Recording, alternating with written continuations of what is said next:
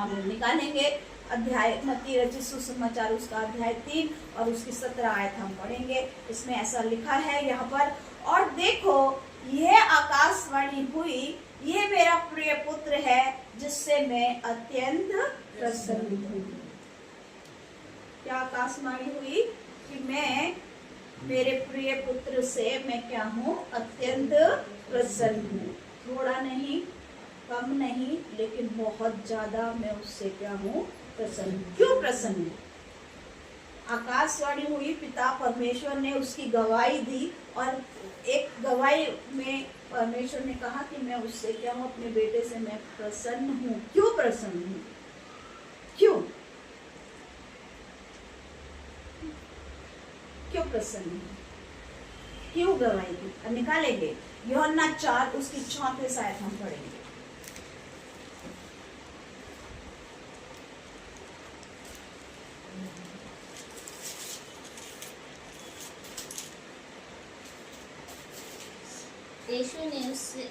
यीशु ने उनसे कहा, मेरा भोजन यह है कि अपने भेजने वाले की इच्छा के अनुसार चलूं और उसका काम पूरा करूं। क्या करो?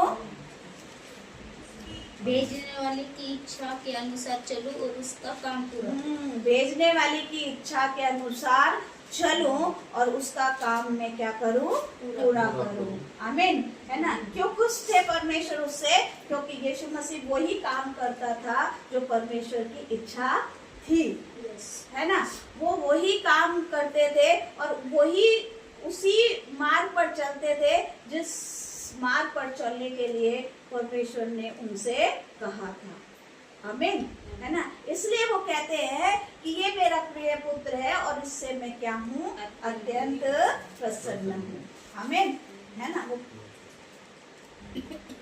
यीशु ने उनसे कहा, मेरा भोजन ये है कि मैं अपने भेजने वाले की इच्छा के अनुसार चलूं और उसका काम मैं क्या करूं, पूरा करूं। उसकी इच्छा के अनुसार चलूं।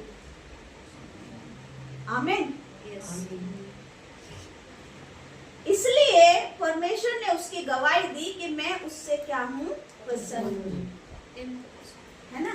क्या आज परमेश्वर हमारे जीवन को देखकर भी क्या ऐसा हमारे लिए बोल सकता है कि मैं इससे खुश हूँ, ये मेरा बेटा है, मैं इससे खुश हूँ? क्या हम वो काम कर रहे हैं? क्या ऐसा काम हम कर रहे हैं कि परमेश्वर हमारे जीवन के द्वारा क्या हो, खुश हो सके, आनंदित हो सके?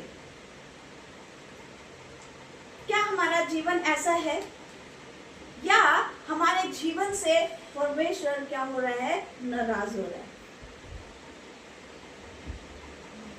है ना।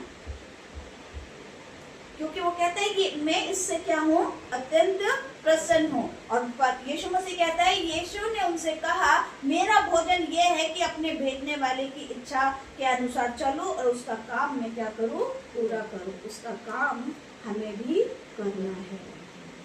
आमीन। और उसकी इच्छा के अनुसार हमें चलना है। अगर हम चाहते हैं हमारे जीवन से परमेश्वर खुश हो, तो हमें उसकी इच्छा के अनुसार चलना है। उसके काम को हमें भी क्या करना है, पूरा करना है। क्योंकि हम इस पृथ्वी पर एक मकसद के साथ क्या है, परमेश्वर ने हमें इस एक मकसद के साथ इस पृथ्वी पर रखा है। नहीं तो हम देखते हैं कि बहुत से लोग हर दिन, पता नहीं कितने लोग, अगर हम हॉस्पिटल में जाएं, वहां पर अगर देखें तो बहुत से लोग, हमें पता चलेगा कितने लोगों की डेथ एक दिन में हो जाती है।